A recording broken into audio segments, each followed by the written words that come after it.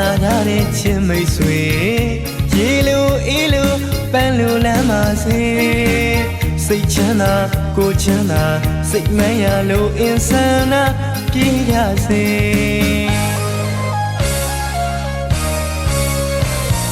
ကြမ်းနိုင်အောင်လို့ဆောင်နိုင်မြောက်စေဖရာမီးတွေလည်းဝေးကြပါစေ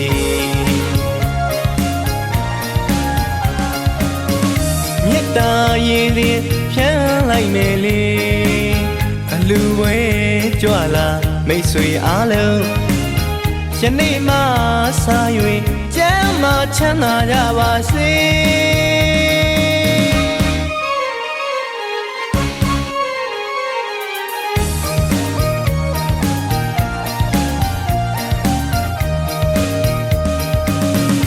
အရှိဥတီဆုံးကမိုးတော်ရောင်ကြီးအာယုံခြင်းတွေကကောင်းစွာနိုးထကောင်းစွာတတ်မွေးလို့ဘဝဝမ်းစာရေးကိုမပင်မပန်းမဲရွှေလန်းစွာဖြည့်ရှင်းနိုင်ပါစေ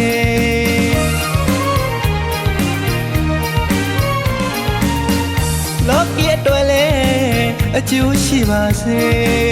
လောကုတ္တရာအတွက်လည်းအကျိုးရှိပါစေအတ္တဟိတ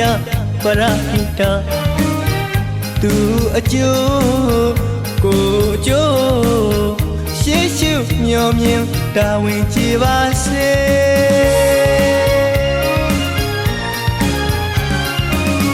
အမုန်းတရားတွေလည်းခဏစင်ကွာစေနှလုံးသားကိုလည်းအလားစင်ပါလေအလူပွဲကြွလာမိတ်ဆွေအားလုံးယနေ့မှစ၍ကျမ်းမာချမ်းသာကြပါစေ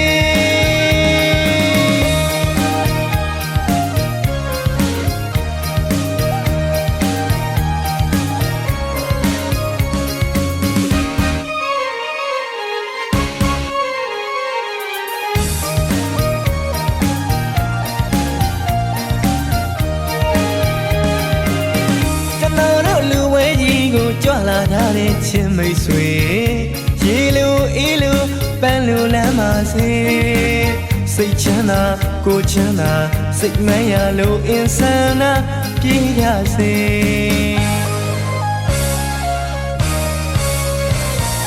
ကြမ်းနိုင်အောင်လို့ဆောင်နိုင်မြောက်စေဖရာမီးတွေလည်းဝေးကြပါစေ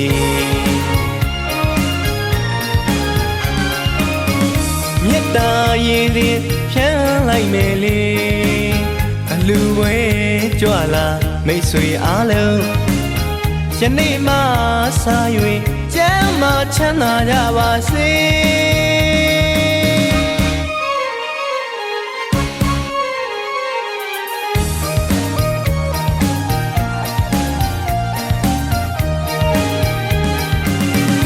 အရှိဥတီဆုံးကမိုးတော်ရောင်ကြီးအာယုံခြင်းတွေကကောင်းစွာနိုးထကောင်းစွာတတ်မွေးလို့ဘဝဝမ်းစာရေးကိုမပင်မပန်းမဲရွှေလန်းစွာဖြည့်ရှင်းနိုင်ပါစေ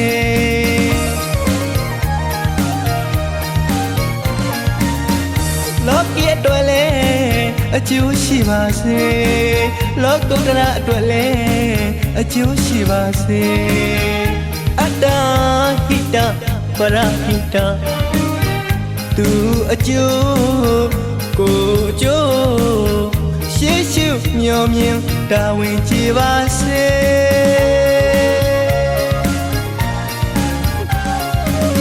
အမုန်းတရားတွေလည်းခဏစင်ကွာစေနှလုံးသားကိုလည်းအလားစင်ပါလေအလူပွဲကြွလာမိတ်ဆွေအားလုံးယနေ့မှ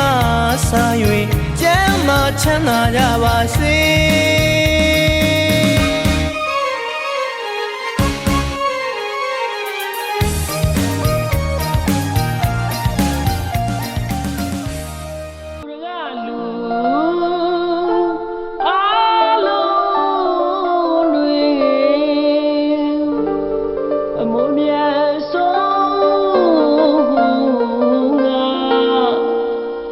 တ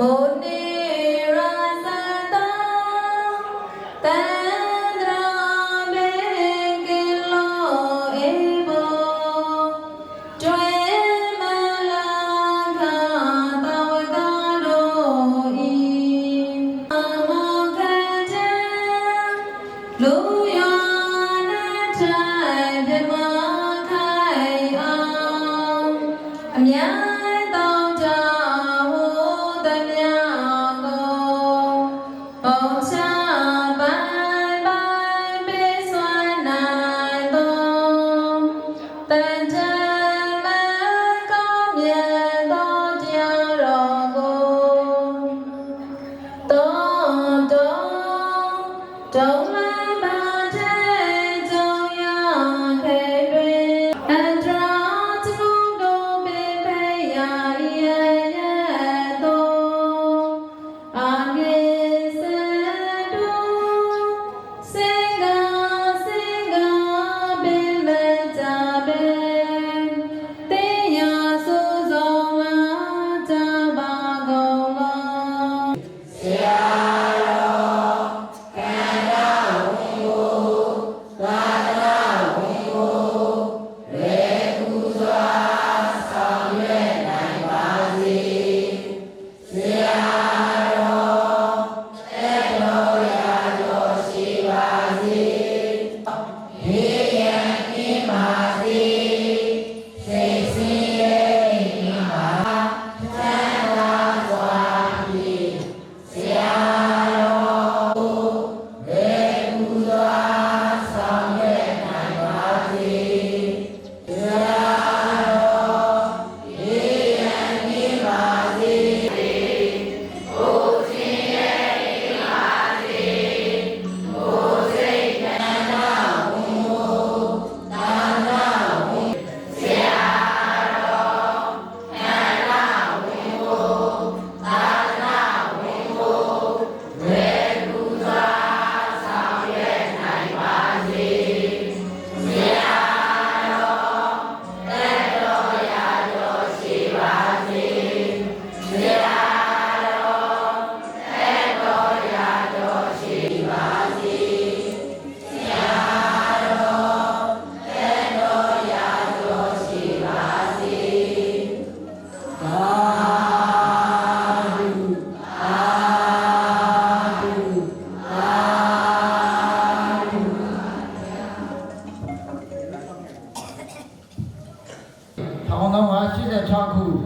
တဘိုးရလာပြီတော်4ရက်ခရစ်နှစ်2025ခုဖေဖော်ဝါရီလ16ရက်နေ့တနင်္ဂနွေနေ့ရန်ကုန်တိုင်းဒေသကြီးတာကြီးခရိုင်တာကြီးမြို့နယ်ချင်းဦးကျေးရွာအုပ်စုဗမိုးကင်းကျေးရွာတုတ်မူလတောင်းမတက်ဦးကျောင်းအဘိုးကျောင်းတောင်းလိုက်တွင်းရှိအောင်နိုင်ရိတ်တာဥက္ကလာဓမ္မယုံကြီးတွင်ချင်းဦးကျေးရွာမှလူသားကမာကြီးတော်ဝင်းနိုင်မိသားစုနဲ့အတူရည်ရည်ဝင်းမှ900သားသမီးများပေါင်းစု၍စဉ်ကျင်းပသောညာကျဓမ္မသဘင်ကြီးတွင်ပြုလုပ်ပြီးခန္ဓာစီစဉ်များကိုတင်ပြလျှောက်ထားခြင်းဖြစ်ပါဗျာခန္ဓာစီစဉ်8ရက်ဖြင့်ကျင်းပပြုလုပ်ပြီးဖြစ်ပါသည်ဗျာစီစဉ်နံပါတ်1ကြောင်းလာသောဆရာတော်သံဃာတော်များနှင့်ဓမ္မမိတ်ဆွေအပေါင်းတို့မှမောဒသ3ကြိမ်ရွတ်ဆို၍အခမ်းအနားကိုစတင်ဖွင့်လှစ်ရဖြစ်ပါသည်ဗျာခန္ဓာစီစဉ်ရခန္ဓာရှိတဲ့ဓမ္မတရားကြောင်းလာသောဆရာတော်သံဃာတော်များနှင့်ဓမ္မမိတ်ဆွေပေါင်းတို့မှယနေ့ကျင်းပသောဉာဏ်ရသဖြင့်ရှင်ဝတ်ကိုနမောတတ3ကြိမ်ရွတ်ဆို၍အခမ်းအနားဖွင့်လှစ်ရဖြစ်ပါတယ်။သို့ပါသောကြောင့်နမောတတ3ကြိမ်ရွတ်ဆို၍အခမ်းအနားဖွင့်လှစ်ပြီးပါရန်ဒိုသေးကပန်ကြားလျှောက်ထားတော်မူဗျာ။နမောတတဘေဝ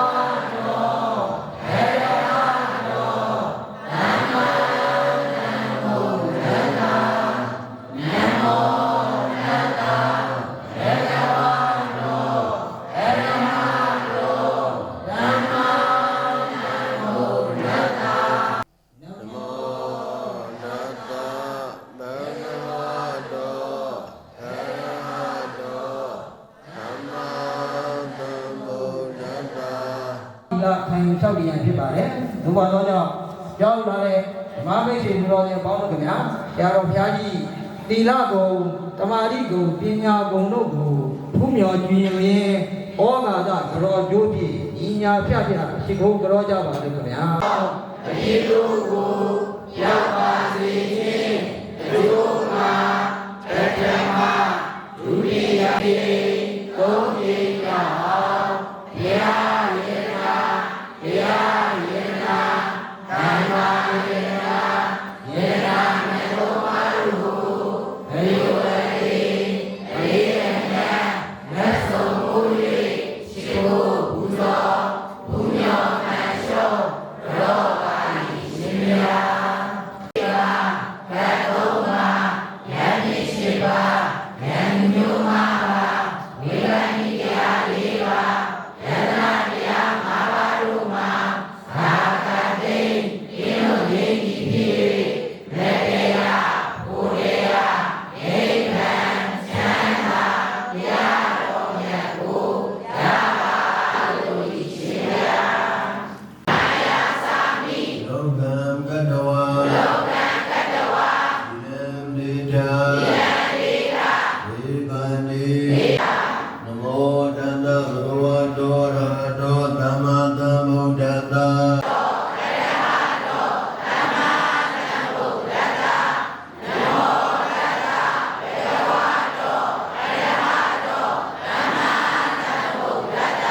ဗုဒ္ဓံတရဏံကိစ္ဆာမိဗုဒ္ဓံတရဏံကိစ္ဆာမိဓမ္မံတရဏံကိစ္ဆာမိဓမ္မံတရဏံကိစ္ဆာမိဒုတိယမိဗုဒ္ဓံတရဏံကိစ္ဆာမိဒုတိယမိဓမ္မံတရဏံကိစ္ဆာမိဒုတိယမိသံဃံတရဏံကိစ္ဆာမိဒုတိယမိဗုဒ္ဓံတရဏံကိစ္ဆာမိတတိယမိဗုဒ္ဓံတရဏံကိစ္ဆာမိတတိယမိဓမ္မံတရဏံကိစ္ဆာမိတတိယမိသံဃံတရဏံကိစ္ဆာမိဘုဒ္ဓဝါဒဝိရမိဒိဋ္ဌာပရံသမာရိယာမိဘုဒ္ဓဝါဒဝိရမိဒိဋ္ဌာပရံသမာရိယာမိဒုရမေရယမစ္ဆပမဒဒါနဝိရမိဒိဋ္ဌာပရံသမာရိယာမိဒုရမေရယမစ္ဆပမဒဒါနဝိရမိဒိဋ္ဌာပရံသမာရိယာမိယံမေတိနံယံမေတိနံယံမေပုံညံယံမေပုံညံဘောဓိညာဏတ္တဘောဓိညာဏတ္တပစ္စယောပစ္စယောဘောဓုဘောဓုဣမန္တိတရဏိနာတာပစ္စယသီလသရုကံကတ္တဝဓမ္မပမတိနတံပါတိထာအရှင်သင်္နမ300ချင်းကုန်းကျေးရွာမှာချင်းကုန်းကျေးရွာတီးလုံးလေးဝတ်တင်းမှာဆရာတော်ဘုရားတရားတောင်းရန်ဖြစ်ပါသည်ဗျာချင်းကုန်းကျေးရွာတီးမိလုံးလေးဝတ်တင်းမှာညာသိန်းတော်ဆရာတော်ဘုရားကြီးထံမှာတရားရည်အမြိုင်ရှိများတိုက်ကြီးနာယံတရားတောင်းပေးဖို့မေတ္တာရက်ခံအပ်ပါသည်ခင်ဗျာ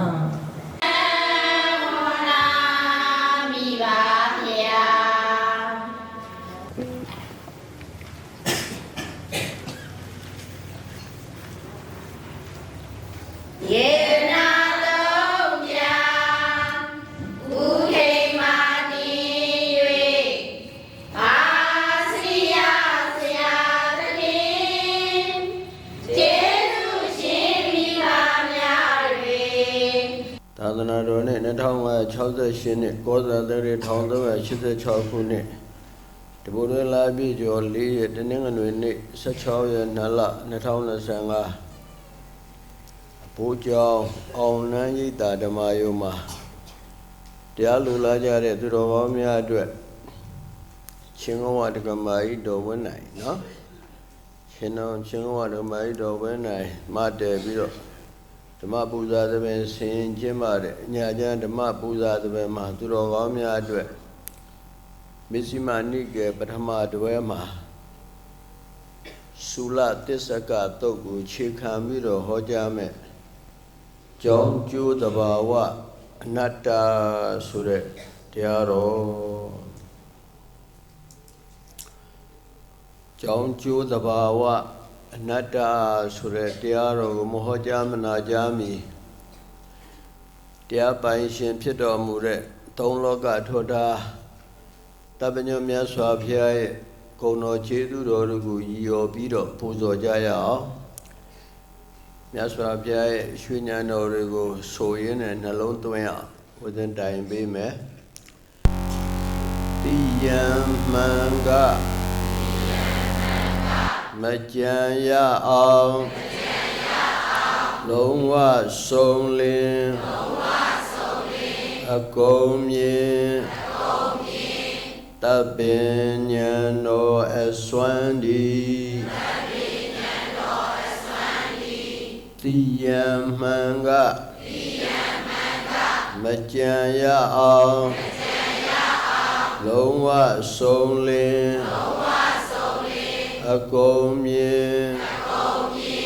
တပင်ဉာဏ်တော်အစွမ်းဒီတိတိတရားမြာအပြာ၌ဟောထားစပွဲနိတွယ်တွယ်ကိုချဲလဲဆုံးလင်း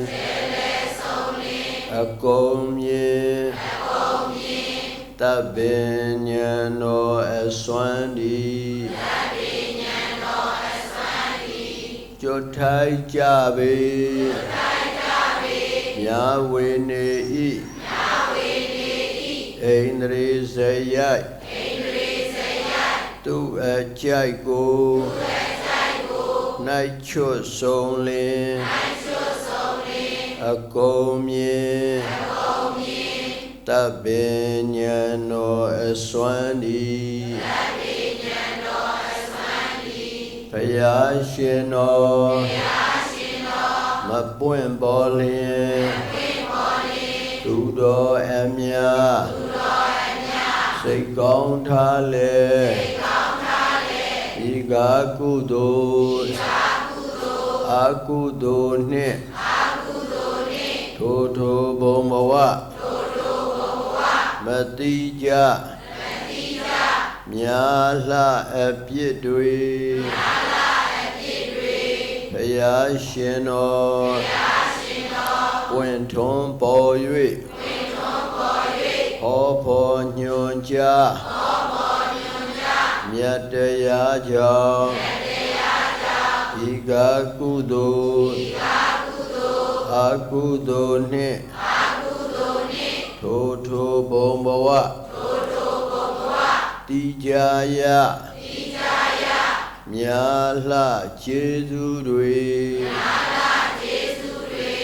ကျေးဇူးကြီးမာမြတ်ဖယားဝတ္တဝရှိခိုးပါ၏ဗျာကျေးဇူးကြီးမာမြတ်တရားဝတ္တဝရှိခိုးပါ၏ဗျာကျေးဇူးကြီးစွာမြတ်တန်ဃာကြည်သာရှိခိုးပါ၏ဗျာရှိခိုးပါယဤပုံညကြောင့်အာလုံးတတ္တဝါဘေးရန်ကွာချမ်းသာကြပါစေကရုဏာတိတလဟတယံပညာပိဇောတဝိဟတမောဟတမံတဏရမရလောကကရုံနေတုကတံဂတိဝိမု ဒံကရုဏာတိတလဟတယံမဟာကရုဏာရောမြတ်အတွင်းတဖြင့်လလဖွေးလျာအေးမြကြည်လင်စီပင်သောရွှေစိတ်နှလုံးတော်လည်းရှိတော်မူပေထသောပညာပိဇောဒဝိဟတမောဟဓမ္မံအရဟတမေပညာတိဟုသောစီမီအောင်ဖြင့်ဝိဇ္ဇာမောင်တိုက်ကိုပယ်ဖြောက်တော်မူပေထသောသန္နရမရလောကကရုံလူနဲ့နှင့်တကွာတတ္တလောကအလုံး၏ ညိုယုံဥခိုင်လေးမြတ်ပြုတိုက်သောဆရာတဆူလည်းဖြစ်တော်မူပေထသောဂရေဝိမௌတံဒေဝမနုဿနိရယနေပေတတေရိသံလာယံအရှိငါတန်သောဂရီတို့မှလည်းထိုသဖြင့်ကင်းလွတ်တော်မူပေထသောဒုက္ကတံစကား၆ခွန်းလူ၌ထွန်းလဲနှခုကိုသာကျိုးရှိရာကိုကောင်းစွာမသွေဆိုတော်မူတတ်ပေထသောတံဗုဒ္ဓံသစ္စာလေးပါးမြတ်တရားကိုပြတ်သားထင်သိမြင်ပေတတ်ထိုဘုရားသခင်ကိုရောမြတ်ကြီးကိုအဟံဘုရားတပည့်တော်သည်မယံဘုရားတပည့်တော်တို့သည်ဝနေဝနာမိဝနေဝနာမဥက္ခေါင်းညှို့ကျိုးလက်စုံမိုး၍ယိုသေးစွာရှိခိုးတော်ပါ၏မြတ်စွာဘုရား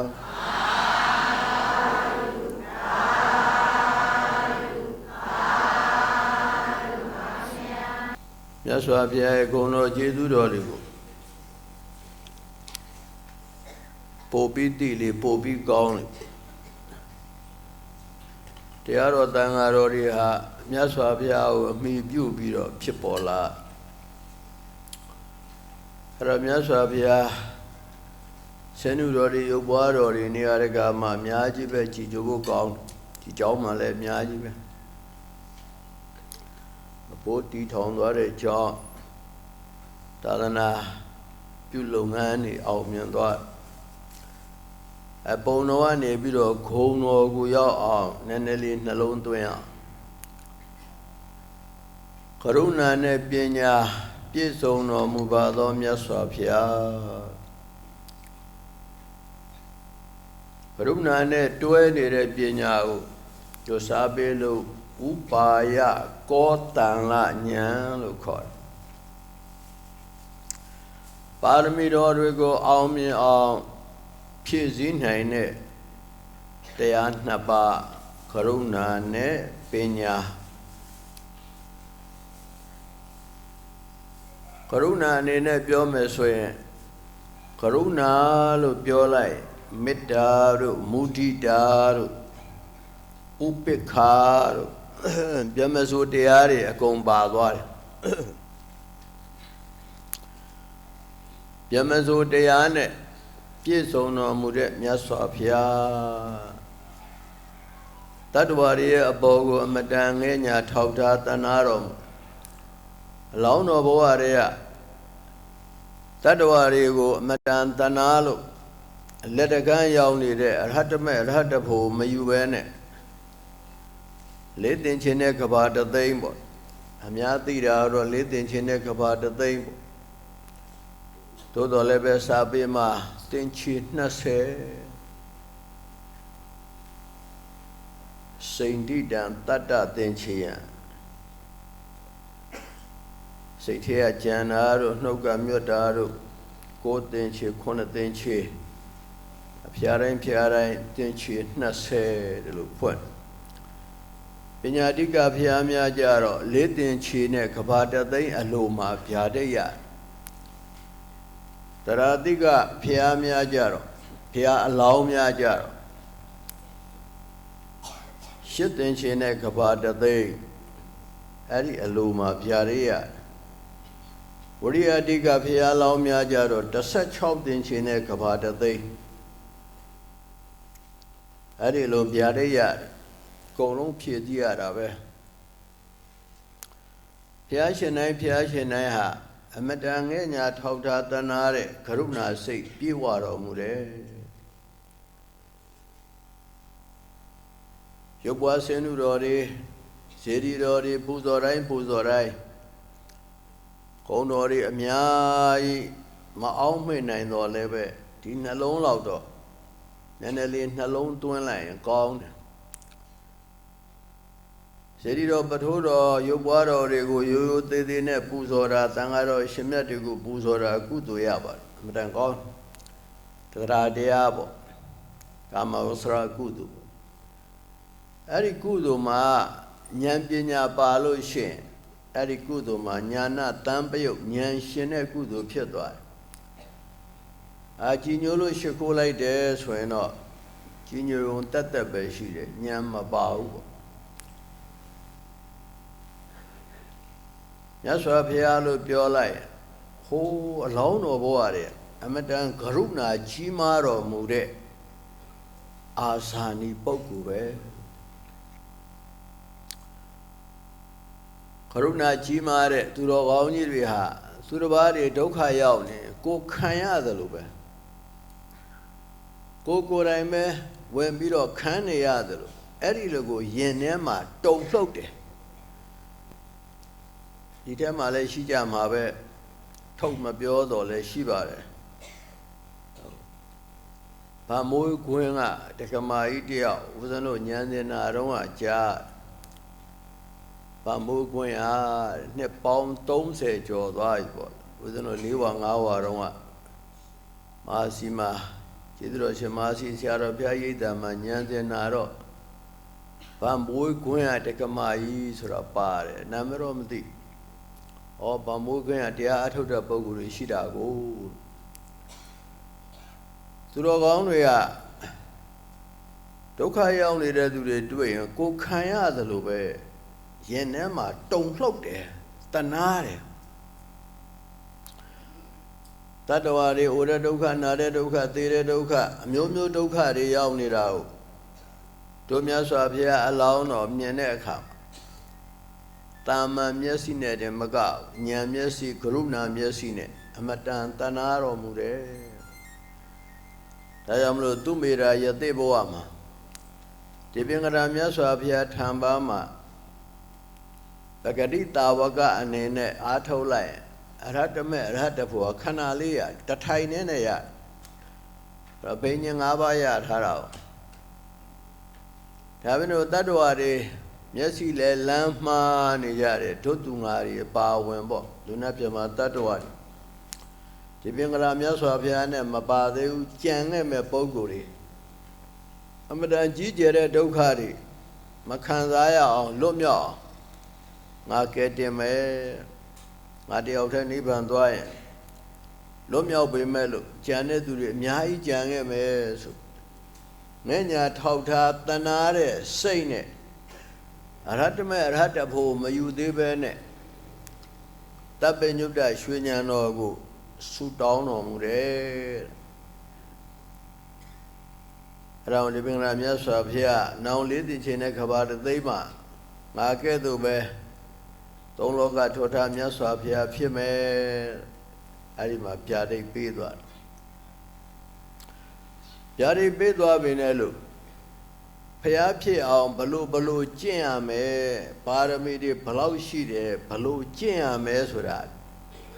ဒီပင်ကရာမြတ်စွာဘုရားမဟောပါဘူး။နောင်လေးတင်ခြင်းတဲ့ကဘာတသိမ်းမှာဘုရားဖြစ်မယ်ဗျာဒိတ်ပေးသွားတာပဲရှိတယ်။ဘုရားဖြစ်အောင်ဘလို့ဆက်ကျင့်လို့မိတ်ရှိမသွားဘူး။ဘာဖြစ်လို့မိတ်ရှိမသွားလဲဆိုတော့ဘုရားအလောင်းတွေက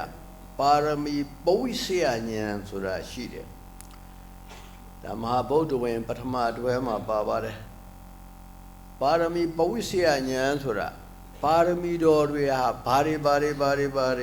လို့ဖြစ်ရမယ်ဆိုတာအလိုလိုကိုယင်ထဲမှာသဘောပေါက်ဘုရားရှိရမနာပဲနဲ့ပုထုဇဉ်ဘဝနဲ့ကိုသဘောပေါက်တယ်အဲ့လိုပါရမီတွေဘလို့ဖြစ်ရမယ်လို့ဒါနပါရမီကအစပေါ့ဟိုဥပေက္ခပါရမီထိ10ပါးရှိတယ်မူလပါရမီ10ပါးဥပပါရမီ10ပါးပရမတ္ထပါရမီ10ပါးပါရမီ10ပါးပြား30ဘာဝနာကြီး4ပါးနဲ့ဖြစ်ရမယ်လို့အဲ့လိုပိုင်နိုင်သိတာပါရမီပဝိဆယဉာဏ်လို့ခေါ်တယ်ကိုယ်တင်ချေတို့ခုနှစ်တင်ချေတို့ဖြည့်စည်းခဲ့တဲ့ကုသိုလ်ကောင်းမှုတွေကြောင့်အဲ့ဒီလိုသိတဲ့အတိုင်းကျွမ်းကျင်ဖြည့်ကျင်နိုင်တာကပညာဘာတွေဖြည့်ရမယ်လို့သိတာပါရမီပုရိသယဉာဏ်ဒါနပါရမီကိုဖြည့်တဲ့အခါမှာကျွမ်းကျင်အောင်မြင်အောင်ဖြည့်နိုင်တဲ့ ဒါနပါရမီသီလပါရမီအကုန်လုံးပေါ့ပါရမီ7ပါးပြား30ဘလို့ဖြစ်ရမယ်လက်တွေ့ဖြစ်ကျင်တဲ့အခါမှာပါရမီမြောက်အောင်ကျွမ်းကျင်ဖြစ်ကျင်နိုင်တာကပညာအဲ့လိုဖြစ်ကျင်တဲ့အခါမှာခံစားရတဲ့ကာယကဒုက္ခစေတသိကဒုက္ခခန္ဓာဒုက္ခသန္တရာဒုက္ခဝိကျွေးဒုက္ခတွေကိုအနစ်နာခံပြီးတော့တတ္တဝါတွေအတွက်ကယ်တင်ဖို့ကြိုးစားအားထုတ်နိုင်တာဟာကရုဏာကြီးမားလို့ဒုက္ခငါတွေအတွက်အပင်မအနစ်နာခံဘဝပေါင်းများစွာစတေးပြီးတော့နစ်နာခံပြီးတော့ပါရမီဖြည့်နိုင်တာကရုဏာကြီးမားလို့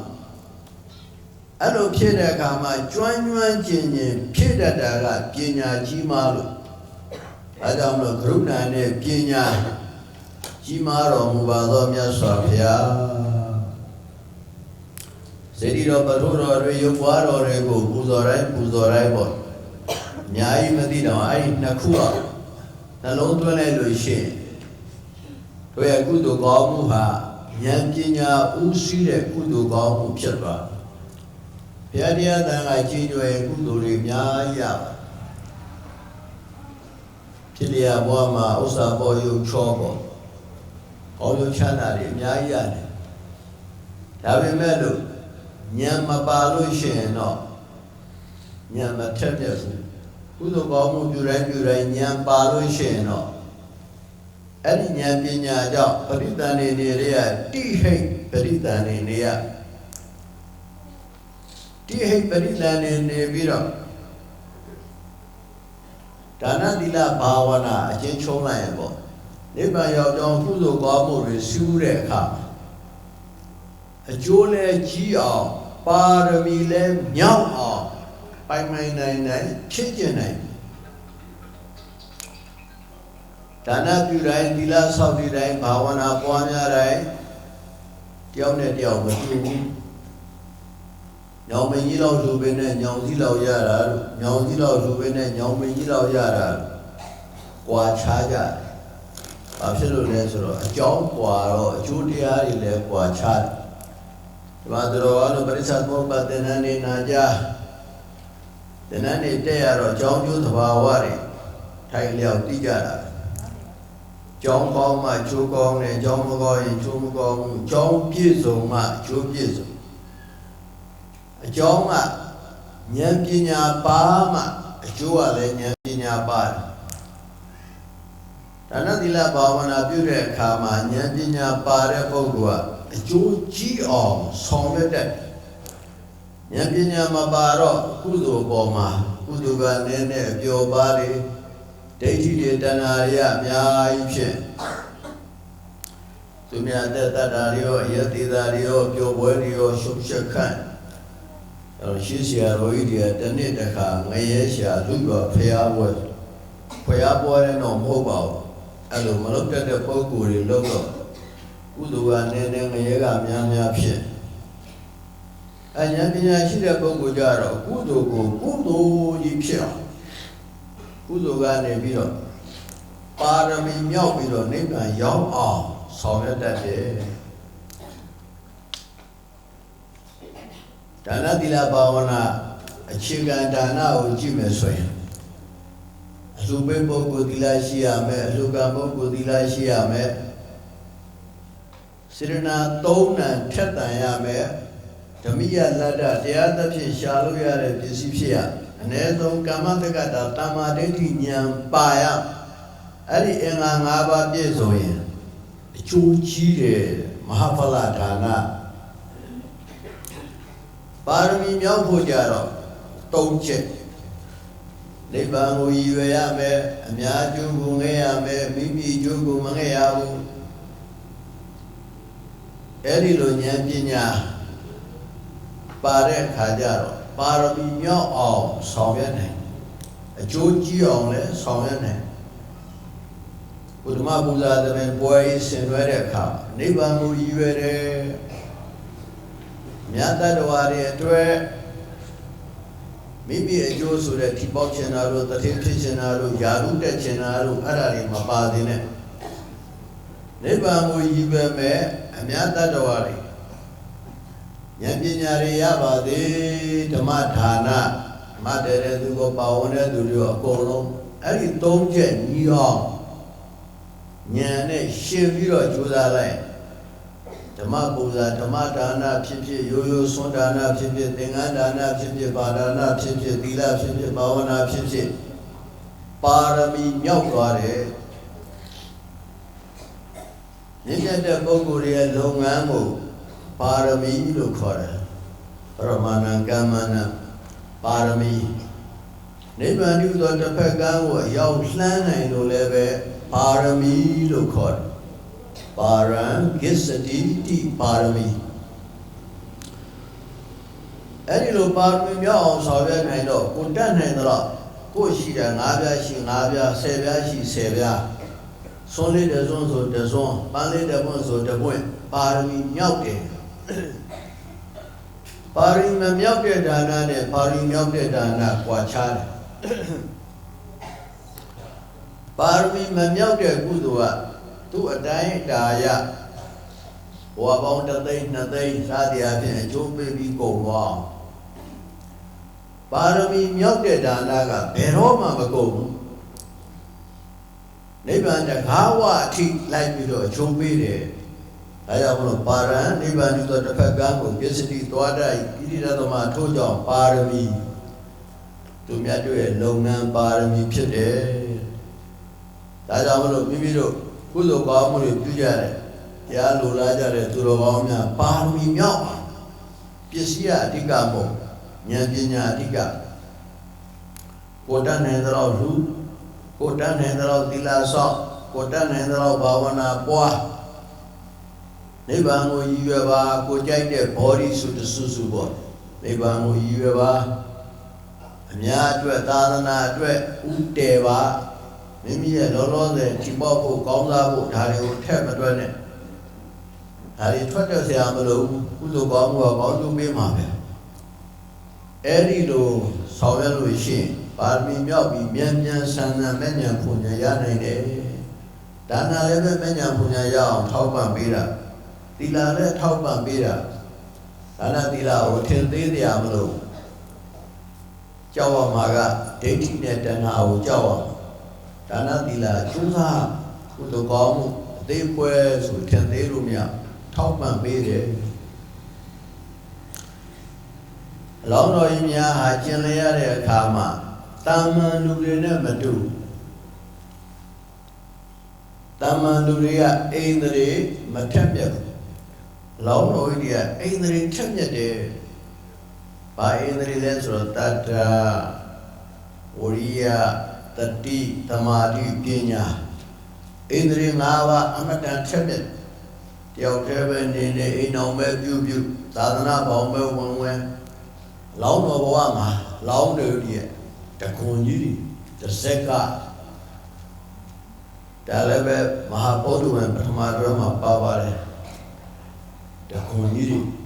အိန္ဒိယတို့ပฏิပတ်တိတို့ကောသလတို့အစ္ဆာတရားတခွန်ကြီး၄ပါးကရုဏာပညာနဲ့တိဆောက်ထားတဲ့တခွန်ကြီးတွေအဲ့တော့တို့ချုပ်အနေနဲ့ပြောရင်တရားတို့ဝရိယတို့သတိတို့သမာဓိတို့ပညာတို့အကောင်းတယ်အဲ့ဒါမှပညာလည်းပါတယ်တရားလည်းပါတယ်အဲ့တရားတို့ဝရိယတို့ခုနတော့ကကရုဏာနဲ့ဆက်ဆက်ပြီးတော့သီလသိက္ခာကိုပြည့်အောင်ဖြည့်ပေးတယ်ကရုဏာတို့မေတ္တာအာဒေါသသီလကိုပြည့်အောင်ဖြည့်ပေးတယ်သီလသိက္ခာပြည့်စေတယ်တိုးတက်စေတယ်စင်ကြယ်စေတယ်သမာဓိတတိတို့သမာဓိတို့ကပညာသိက္ခာအနိကထောက်ပံ့ပေးတယ်အဲ့တော့တရားဝရိယတတိသမာဓိပညာဘဝတိုင်းမှာတရိစ္ဆာန်ဖြစ်တာတော့အားကောင်းလောင်းတော်ကြီးများတရိစ္ဆာန်ဖြစ်တော်လည်းပဲငှက်ဖြစ်ရင်လည်းငှက်နဲ့ တော်ရဝိဇ္ဇတုဇောကြီးယသိတွေဟိုကောင်းငယ်နတ်တွေကိုတရားဟောတယ်တော်ဘာလို့ကြားဦးတဲ့မဟာသမယတုံးကုနာလာဥဩနဲ့မင်းကြီးဟာနတ်တွေပြမာတွေကိုတရားဟောတာလောင်းွယ်ပညာသရိษံဖြစ်တော်လည်းပဲပါရမီဖြစ်တော့ဖြစ်ရတာပေါ့ကုံလုံးကိုပြောနိုင်ပြနိုင်တယ်ညွှန်ကြားနိုင်တယ်အကောင်းမြတ်တာကောင်းရညွှန်လေအကုန်လုံးညွှန်ကြားနိုင်ရှင်ဖြစ်တော်လည်းဟောနိုင်တယ်ဝက်ဖြစ်တော်လည်းဟောနိုင်မဟာတုံလိလဝက်မင်းဖြစ်စဉ်ခါတော့ကထိန်တရားတွေခဏခဏနားရတာကထိန်ဖြစ်မှာမဟာတုံလိလဝက်မင်းဖြစ်ခဲ့တော့ဗဒဝဂိညီနောင်၃ကျိတ်ကိုတရားဟောခဲ့တယ်ဘုရားဖြစ်တဲ့အခါကျတော့ဗဒဝဂိညီနောင်၃ကျိတ်ရဟန္တာတွေဖြစ်ကြဒါပညာနဲ့ပတ်သက်လို့ပฏิပတ်တိဆိုတာကဆောင်ရွက်တဲ့အခါမှာအတုယူစရာပေါ့တို့များစွာဘုရားရဲ့ဂုဏ်တော်ကျေးဇူးတော်တွေကိုအတုယူဖို့ပြစ္ဆုတ်ပံမှာအများအတွက်ကိုဦးစားပေးငါအတွက်ဆိုပြီးတော့အတ္တမလွန်ကဲဘူးဘုရားဘာသာဝင်သူတော်စင်တွေဟာဘုရားကိုကြီးညိုယုံရှ िख ိုးယုံနဲ့မပြီးဘူးတို့များစွာဘုရားရဲ့လမ်းစဉ်ကိုတတ်နိုင်သမျှလေးလာပြီးတော့တတ်နိုင်သောလိုက်နာဆောင်ရွက်လို့ရှိရင်မိမိတို့ကောအများတို့ကောအမြတ်တမ်းကျိုးရှိပြစ္ဆုတ်ပံမှာအများအတွက်ပြုသမျှကုသိုလ်တွေဟာတန်တရာမှာတပ်ပင်ညုတရွှေဉဏ်တော်အတွက်လူမင်းနဲ့နတ်မင်းနဲ့ဗြဟ္မာမင်းနဲ့ဖြစ်ဖို့မရည်ရွယ်ဘူး။ဘာစည်းစိမ်မှမရည်ရွယ်ဘူး။တပ်ပင်ညုတရွှေဉဏ်တော်ကိုရဖို့တပ်ပင်ညုတရွှေဉဏ်တော်ရမှာမျက်စိနဲ့လမ်းမနေကြတဲ့တတ္တဝါတွေဒုသူငါတွေအကုန်လုံးပေါ့သန္တရာရင်ရောမှာမျောကျင်နိုင်မျောမြုပ်ချင်နိုင်မြုပ်နေကြတဲ့ဒိဋ္ဌိတဏမှာမြုပ်နေကြတဲ့သူတော်ကောင်းတွေတပည့်ညုတရွှေဉဏ်တော်နဲ့ဟောနိုင်မှလို့နေရသော်ဘုရားတို့ရှင်သာရိပုတ္တရာတို့ရှမောကလန်တို့ရှေးတုန်းကယဟန္တာကြီးတွေကဦးဇင်းတို့လိုစာကြက်ပြီးတော့ဟောတာပေါ့သူများဟောတဲ့တရားတွေနားထောင်ပြီးပြန်ဟောတာပေါ့ပဋိသင်္ပိတာပတ္တပိဋကသုံးကိုအာဟုဆောင်ပြီးသားဖြည့်ထားတဲ့ပါရမီတော်တွေကြောင့်မြတ်စွာဘုရားကြတော့အတုမရှိကျွမ်းကျင်တာဘယ်ပိဋကကိုဘယ်တရားဟောရဘယ်သူဟာဘာတရားဟောရဘာမဲ့ဘာဖို့ရမယ်မဟောခင်နေရသိတယ်ဘုရားတို့ဘုဒ္ဓဇင်ယဟန်တွေလို့ကြက်မှားပြီးတော့ကိုရတာလေးပြန်ဟောရတာမဟုတ်ဘူးဘုရားယဟန်တာတွေအဲ့လိုကျွမ်းကျင်တော်မူတယ်ဘာဖြစ်လို့လဲအနစ်နာခံပြီးတော့ပါရမီတော်တွေဖြည့်ခဲ့မြတ်စွာဘုရားရဲ့ကျေးဇူးတော်တွေဂုဏ်တော်တွေကိုနှလုံးသွင်းပြီးတော့တကယ်ကိုယုံကြည်တဲ့စိတ်ဓာတ်နဲ့စေတီတော်ပထိုးတော်တွေဟာအာရမဏပစ္စယောစေတီတော်တွေ့တိုင်းရုပ်ပွားတော်တွေတွေ့တိုင်းမြတ်စွာဘုရားအနစ်နာခံပြီးတော့ပါရမီတွေဖြည့်ခဲ့တာကိုအဲ့လိုသိလို့ရှိရင်ပူဇော်ရတာဟာပို့ပြီးတော့ကုသိုလ်တွေတိုးပွားတယ်ဉာဏ်ပညာတွေတိုးပွားဘုရားဘာသာမလို့မလွဲတာမရှောင်တာလို့လည်းကလေးချီရှိခိုးလိုက်တာကုသိုလ်ပဲရတယ်အနေကျင့်မဲ့ဇာတနာနဲ့ဉာဏ်မပါဘူးအဖျားလောင်းများဟာအိန္ဒြိယပရိပတ်တိကောတန်လဆိုတာကတင်ခဏုပ္ပတ္တိဉာဏ်အမတန်ကောင်းတယ်ဣစ္ဆာတခုဖြစ်လာပြီဆိုရင်ဘလို့ဖြည့်ရှင်းရမလို့ချက်ချင်းသိတယ်တင်ခဏုပ္ပတ္တိဉာဏ်နောက်တကစိတ်ဓာမယဉာဏ်ဟာလည်းသူမတူတအောင်အမတန်ကောင်းတယ်စိတ်ဓာမယဉာဏ်နဲ့ပတ်သက်လို့လောင်းတော်ကြီးများဟာသူအိုသူနာသူသေးစတရားဖြင့်တို့သူငါတွေလည်းတွေ့နေတာပဲသူကိုလည်းတွေ့တာပဲသူနာလည်းတွေ့တာပဲသူသေးလည်းတွေ့တာပဲဘာမှစိတ်မလုံရှားဘူးဘုရားအလောင်းများကြတော့အဲ့လိုမဟုတ်အိုတဲ့သဘောရှိမအိုတဲ့သဘောရှိရနာတဲ့သဘောရှိမနာတဲ့သဘောရှိရသေတဲ့သဘောရှိမသေတဲ့သဘောရှိရပူတဲ့သဘောရှိအေးတဲ့သဘောရှိရမှောင်တဲ့သဘောရှိလင်းတဲ့သဘောရှိရအဲ့ဒီအေးချမ်းနဲ့ချမ်းသာတဲ့ချမ်းသာမှငါရအောင်ရှာမယ် ရှားပြီးတော့တတ္တဝါတွေကိုလည်းချမ်းသာစေချမ်းသာမှရညွှန်ကြားပြသမယ်အဲစိတ်ဓာတ်မြတ်ညာမှာလည်းထွတ်ထိပ်ပဲတာမန်လူတွေဒါလိုစိတ်ကူးမျိုးမဖြစ်နဲ့လောင်းတော်ကြီးဒီမှာအဲ့ဒီစိတ်ကူးမျိုးဖြစ်တယ်အကျဉ်းချုပ်ပေါ်တယ်အစ္ဆာတရားဆိုတာအလောင်းတော်ရဲ့စိတ်ထဲမှာဆင်းရဲချမ်းသာရှင်မြင်မဲ့ဖြစ်သူများရှိမှလှုပ်ရှားတဲ့ဆင်းရဲသားပဲဖြစ်ဘယ်နေရာမှာရောက်ရင်ထဲမှာစိတ်ဟာတာမန်လူတွေနဲ့မတူအလောင်းတော်ရဲ့စိတ်ဟာလောဘဒေါသမောဟကင်းလို့တောကိုတဖြာစိတ်ငြိမ်ရတဲ့ဝတ်မှထွက်6ချက်လောင်းလေရလိုတော်ဒီအဲ့ဒါလေးဆိုကြည့်ကြအောင်ဦးဇင်းတိုင်ပေးမယ်လောဘဒေါသမောဟကင်းလို့တောကိုတဖြာစိတ်ငြိမ်ရတဲ့ဝတ်မှထွက်6ချက်လောင်းလျာလူတော်သည်လောဘဒေါသမောဟကင်းလို့တောကိုတဖြာစိတ်ငြိမ်ရတဲ့ဝတ်မှထွက်6ချက်လောင်းလျာလူတော်သည်အဲ့တော့ချမ်းသာလို့နားလို့ရပါဒါအတူယူဖို့ဘုရားရှင်ဇေဒီတော်ယူပွားတော်လေတွေ့တဲ့အခါမြင်တဲ့အခါပူဇော်တဲ့အခါရှင်ကိုယ်တကာကိုယ်အရင်ဘုရားပဲဖြစ်ဩအလောင်းတော်ကြီးစိတ်ဓာတ်ဟာအမတန်မွန်မြတ်ပါလားဒါကြောင့်မလို့ဆရာတော်ဦးဇနကာပိဝန္တတပည့်တော်ဟာရောင်ကြီးတော်6ပါးလွှတ်နေတဲ့ဘုရားဖြစ်မှကြည်ညိုတာမဟုတ်ပါဘူးအလောင်းတော်ဘဝတွေကအမတန်ကြီးညိုပါတယ်သတ္တပိဒဆရာတော်ကြီးတွေဆိုတော့ဘုရားရဲ့ဂုဏ်တော်အများကြီးသိတာဘုရားဖြစ်မှကြီးညိုဖို့မဖြစ်ခင်တည်းကတို့ဘုရားအလောင်းဟာအမတန်ကြီးညိုဖို့ပေါ့လောလောဆယ်သူသာသနာပြုသွားတဲ့ဆရာတော်တွေကြည့်ဖို့အခုဒီမှာလည်းပဲသာသနာပြုသွားတယ်ဒီထောင်သွားတယ်တွေ့ရမတွေ့ရဂုံသတင်းကြားလိုက်တယ်သာသနာတော်ပြုစုပြောဆောင်သွားတယ်ဆရာတော်တွေပဲကြီးညိုတယ်ဒါဥမာပြောတာအဲ့လိုမြတ်စွာဘုရားအလောင်းတော်လည်းပဲဘုရားမဖြစ်ခင်တည်းကစိတ်ဓာတ်ကအမတန်ကြီးညိုဖို့ကောင်းအတူယူဖို့သူတော်ကောင်းလောဘဒေါသမောဟကင်းလို့ဘုရားလောင်းများသူတော်ကောင်းများဟာလောဘဒေါသတိုးပွားအောင်မကြိုးစားဘူးလောဘဒေါသတွေရော့အောင်ကြိုးစားမယ်ဆိုတဲ့စိတ်မျိုးရှိအဲ့ဒါမြတ်စွာဘုရားကိုကြီးညိုပြီးတော့အတူခိုးရင်မကောင်းဘူးလားလောဘဒေါသရော့တဲ့နည်းကသတိပဋ္ဌာန်ဝိပဿနာတရားပဲလောဘဒေါသရော့အောင်လောဘဒေါသမောဟကင်းလို့ပါရမီဖြည့်နေလို့လောဘဒေါသမကင်းသေးတော့လည်းစိတ်ထဲမှာလောဘဒေါသကင်းဖို့ပဲ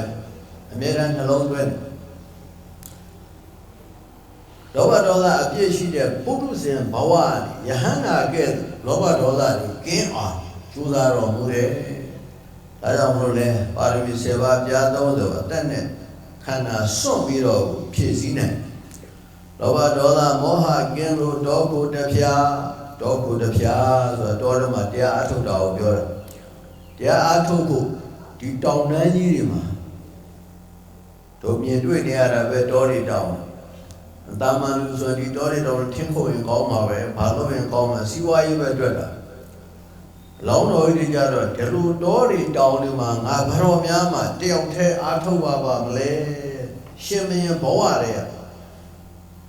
အကုန်လုံးအချမ်းရံနေအများကြီးရှိပေမဲ့လို့မပျော်ဘူးဒီတောတွေတောင်တွေမှာငါတယောက်တည်းဘာတော်များမှာအားထုတ်ပါမလဲအဲ့လိုစိတ်ဓာတ်မျိုးအများအားဖြစ်တယ်ကြီးညိုဖို့မကောင်းလားဘုရားဖြစ်မှကြီးညိုရတော့ဘုရားမဖြစ်ခင်တည်းကတို့ဘုရားအလောင်းဟာအမတန်ကြီးညိုဖို့ကောင်းဘုရားစစ်ဘုရားမှန်ဆိုအဲ့ဒါပဲ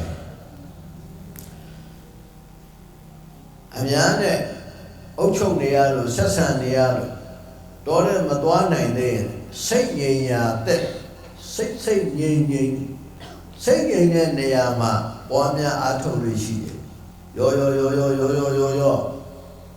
ပြောပါမောကြွားနေတာကြိုက်ဘူးတောင်းလို့တယ်